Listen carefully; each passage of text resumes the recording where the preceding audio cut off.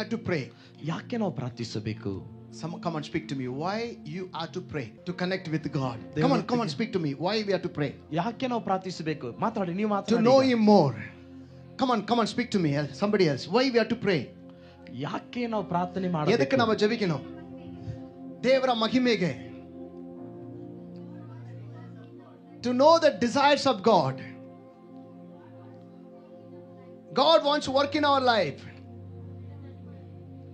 ವಿಡುದಲೈಕೆ, ಅದ್ಭುತ ಹೊಂದ್ಕೊಳ್ಳೋದಕ್ಕೆ,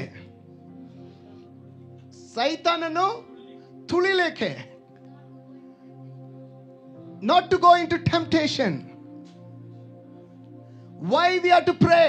ಯಾಕೆ ನಾವು ಪ್ರಾರ್ಥಿಸಬೇಕು?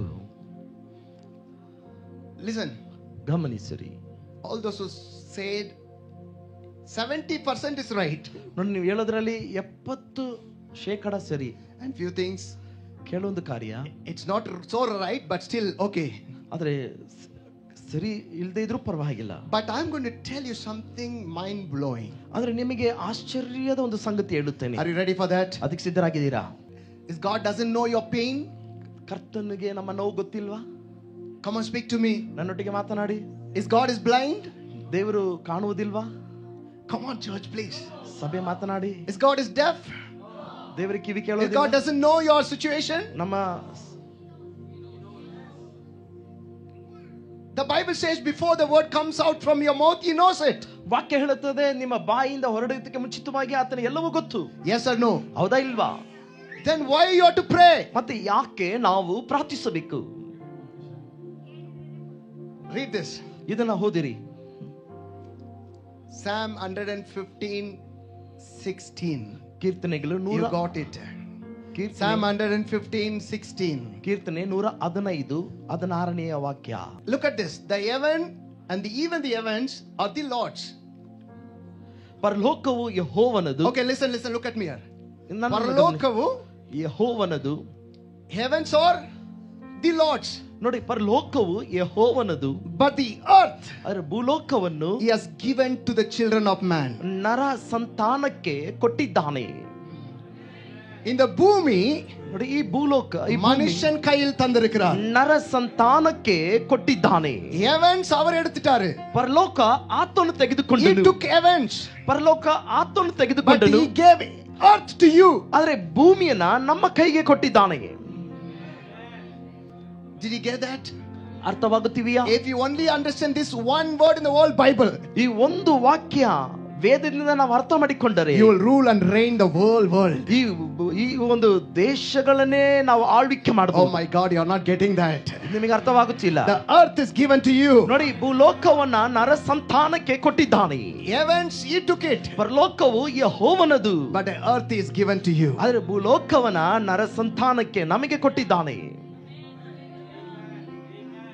Let me show one more word. ಮತ್ತೊಂದು ವಾಕ್ಯ ತೋರಿಸುತ್ತೇನೆ. I don't have time to explain everything. Genesis 1:26. ನೋಡಿ, ಆದಿಕಾಂಡ ಮೊದಲನೇ ಅಧ್ಯಾಯ 26ನೇ ವಾಕ್ಯ. 1:26. ಆದಿಕಾಂಡ ಮೊದಲನೇ ಅಧ್ಯಾಯ 26ನೇ ವಾಕ್ಯ. Then God said, ಆಮೇಲೆ ದೇವರು, let us make a man in our image. ನಮ್ಮ ಸ್ವರೂಪದಲ್ಲಿ ನಮ್ಮ ಹೋಲಿಕೆಗೆ ಸರಿಯಾಗಿ ಮನುಷ್ಯನನ್ನು ಉಂಟು ಮಾಡೋಣ. Let them have dominion. ಅವರು ಆಳ್ವಿಕೆ ಮಾಡಲಿ over everything. ಎಲ್ಲದರ ಮೇಲೆ.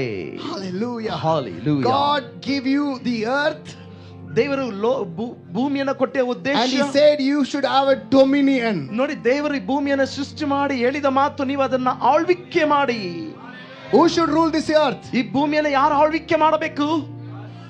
Whose hand the earth is? ನೋಡಿ, ಈ ಭೂಮಿ ಯಾರ ಕೈಯಲ್ಲಿದೆ? It's in the God's hand or in your hand? ದೇವರ ಕೈಯಲ್ಲ, ನಿಮ್ಮ ಕೈಯಲ್ಲ. God said heavens are mine. ನೋಡಿ, ದೇವರು ಹೇಳಿದ್ದಾನೆ ಪರಲೋಕವು ನನ್ನದು, but the earth is yours. ಆದ್ರೆ ಭೂಲೋಕ ನಿಮ್ಮದು. I have given you the dominion. ನೋಡಿ, ಆ ಆಳ್ವಿಕೆಯ ಅಧಿಕಾರ ಕೊಟ್ಟಿದ್ದೇನೆ. You have to subdue it. ನೀನು ಅದನ್ನು ಆಳ್ವಿಕೆ ಮಾಡಬೇಕು. Psalm 8. ಕೀರ್ತನೆಗಳ 8ನೇ ಅಧ್ಯಾಯ 3 onward. 3ನೇ ವಾಕ್ಯದಿಂದ. Psalm 8:3. When I consider your heavens, ಅಪ್ಪ, continue. work of your fingers, ನಿನ್ನ ಕೈ the moon and the ಕೆಲಸವಾಗಿರಲಿ. stars which you have ordained, is telling, Lord, when I see all this creation, ನಿನ್ನ ಕೈ ಕೆಲಸವನ್ನೆಲ್ಲ ನಾನು ನೋಡುವಾಗ, when I see the sun and the moon and the stars and all the whole universe. ಅಪ್ಪ ನೀನು ಉಂಟು ಮಾಡಿರೋ ಚಂದ್ರ ನಕ್ಷತ್ರಗಳನ್ನೆಲ್ಲವನ್ನು ನೋಡುವಾಗ, Next verse, ಮುಂದಿನ ವಾಕ್ಯ verse 4. 4ನೇ ವಾಕ್ಯ, What is man that you are mindful of him? ಮನುಷ್ಯನನ್ನು ಇಷ್ಟ ಮಾತ್ರವನ್ನು ನೆನಪು ಮಾಡು. Say, everybody say, what is a man ಮನುಷ್ಯನು ಎಷ್ಟರ that ಮಾತ್ರಕ್ಕೆ you are mindful of him? ಅವನ ಮೇಲೆ ನೀನು ಯಾಕೆ ನೆನಪಬೇಕು? Who am I, Lord, ನಾನು ಯಾರು ದೇವರೇ that you are mindful of me? ನನ್ನ ಮೇಲೆ ಲಕ್ಷ್ಯವಿಡುತ್ತಿ. You know why he is mindful of you? ಯಾಕೆ ದೇವರು ನಮ್ಮ ಮೇಲೆ ಲಕ್ಷ್ಯವಾಗಿದ್ದಾನೆ? Can I show you that? ಅದನ್ನ ನಿಮಗೆ ನಾನು ತೋರಿಸಲ್ಲ. How many you want that? ಎಷ್ಟು ಜನಕ್ಕೆ ಅದು ಬೇಕಾಗಿದೆ? See, if somebody throws a diamond, maybe my ring only, if I throw, how many will run and take it? ನೋಡಿ, ಯಾರಾದ್ರೂ ಒಂದು ಡೈಮಂಡ್ ಎಸೆಯುವಾಗ, ಒಂದು ಉದಾಹರಣೆಗೆ ಪಾಸ್ ತಮ್ಮ ಉಂಗುರವನ್ನು ಬಿಸಾಡುವಾಗ ಎಷ್ಟು ಜನ ಅದನ್ನು ಓಡಿ I wish next time I'll come with the preparation. ಮುಂದಿನ ಟೈಮ್ ನಾನು ಸಿದ್ಧವಾಗಿ ಬರ್ತೇನೆ. This is more than that diamond. ನೋಡಿ, ಆ ಒಂದು ವಜ್ರಕ್ಕಿಂತ ಪ್ರಾಮುಖ್ಯವಾದದ್ದು ಈ ವಾಕ್ಯ. Revelations is priceless. ನೋಡಿ, ಪ್ರಕಟಣೆಗೆ ಬೆಲೆಯೇ ಇಲ್ಲ.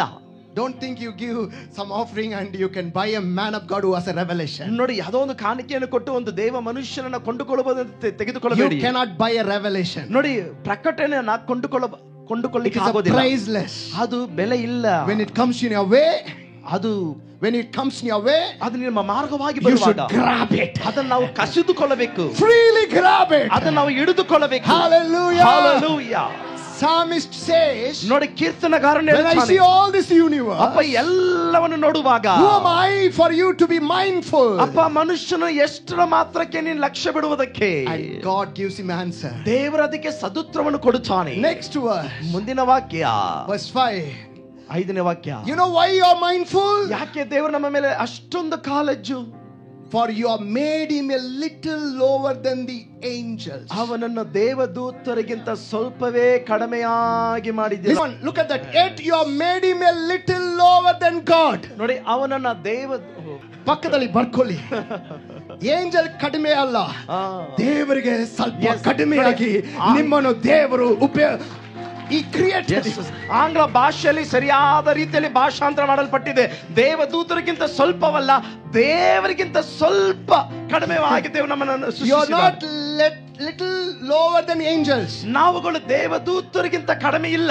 Only to God you are little lower. ಬೇರೆ ದೇವರಿಗೆ ಮಾತ್ರ ನಾವು ಸ್ವಲ್ಪ Only to God. ಬೇರೆ ದೇವರಿಗೆ ಮಾತ್ರ God. ಬೇರೆ ದೇವರಿಗೆ ಮಾತ್ರ Elohim. ಬೇರೆ ದೇವರಿಗೆ ಮಾತ್ರ ಸ್ವಲ್ಪ You are ಕಡಿಮೆ. little lower than Elohim. ಮತ್ತೆ ದೇವರಿಗಿಂತ ನಾವು ಸ್ವಲ್ಪ ಕಡಿಮೆ. Say, I am little lower than Elohim. ನೋಡಿ, ಪಕ್ಕದಲ್ಲಿ ನೋಡಿ ಹೇಳಿ, ಎಲ್ಹೋಯಿಮಿಗಿಂತ ನಾನು ಸ್ವಲ್ಪ ಕಡಿಮೆ. Hallelujah. This one word enough.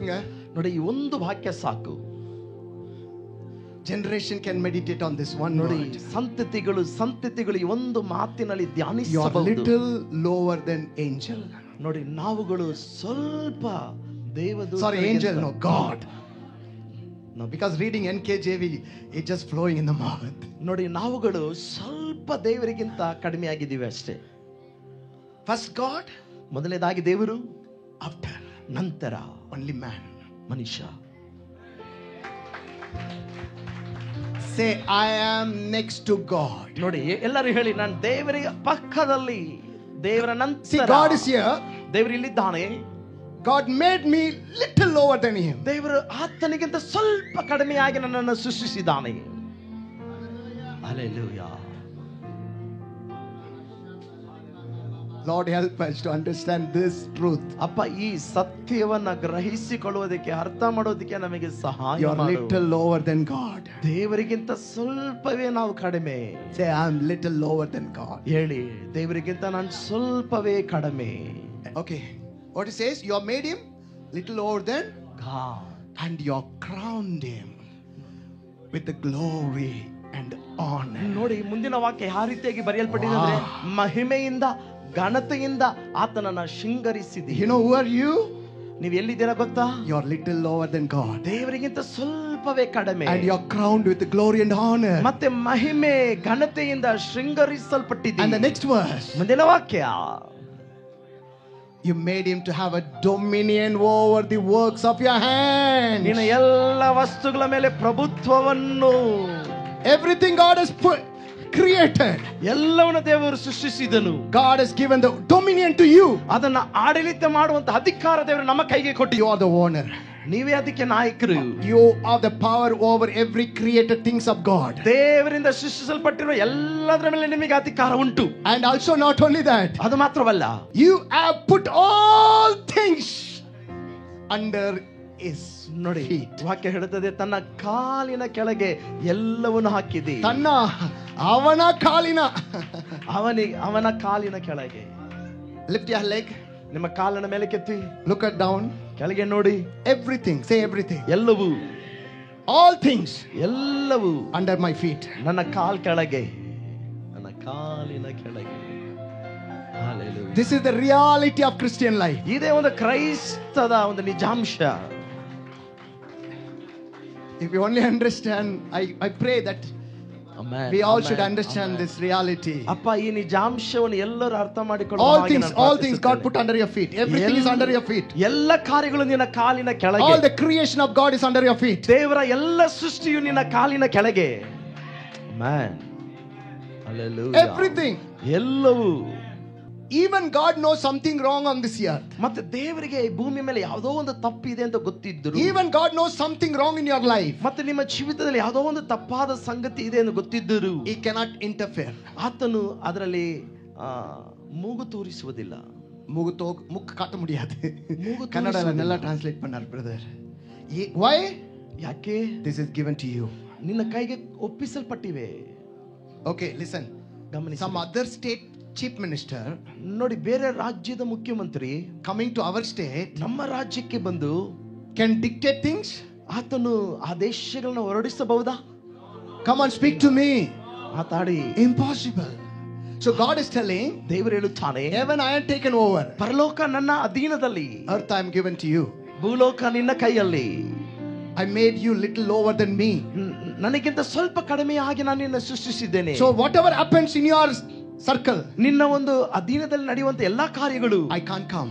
ಅದರಲ್ಲಿ ನಾನು ಮೂಗು ತೋರಿಸುವುದಿಲ್ಲ. Because I have given you the authority. ಯಾಕಂದ್ರೆ ಈಗಾಗಲೇ ನಿನಗೆ ಅಧಿಕಾರವನ್ನು ಕೊಟ್ಟಿದ್ದೇನೆ. So when you pray, ನಾವು ಪ್ರಾರ್ಥಿಸುವಾಗ you are permitting God to interfere in that matter. ನಾವು ಪ್ರಾರ್ಥಿಸುವಾಗ ಆ ನಿರ್ದಿಷ್ಟವಾದ ಕಾರ್ಯದಲ್ಲಿ ಕರ್ತನು ಕೈಗೊಳ್ಳುವಂತೆ ನಾವು ಅನುಮತಿಯನ್ನು ಕೊಡುತ್ತೇವೆ. That's the reason we have to pray. ಅದಕ್ಕೆ ನಾವು ಪ್ರಾರ್ಥಿಸಬೇಕು. Amen. Hallelujah. Did you get that? Yes. Hallelujah. Why we have to pray? ಯಾಕೆ ನಾವು ಪ್ರಾರ್ಥಿಸಬೇಕು? When you pray, ನಾವು ಪ್ರಾರ್ಥಿಸುವಾಗ, Lord, you are allowing God to come to your territory to rectify things for you. ನಿಮ್ಮ ವ್ಯಾಪ್ತಿಯ ಒಳಗಿರುವ ಕಾರ್ಯಗಳನ್ನು ಸರಿಪಡಿಸುವುದಕ್ಕೆ ದೇವರಿಗೆ ನಾವು ಅನುಮತಿಯನ್ನು ಕೊಡುತ್ತೇವೆ. For more updates on the ministry of Jesus Heals Mission, follow us on Evangelist Daniel David, YouTube, Facebook and Instagram.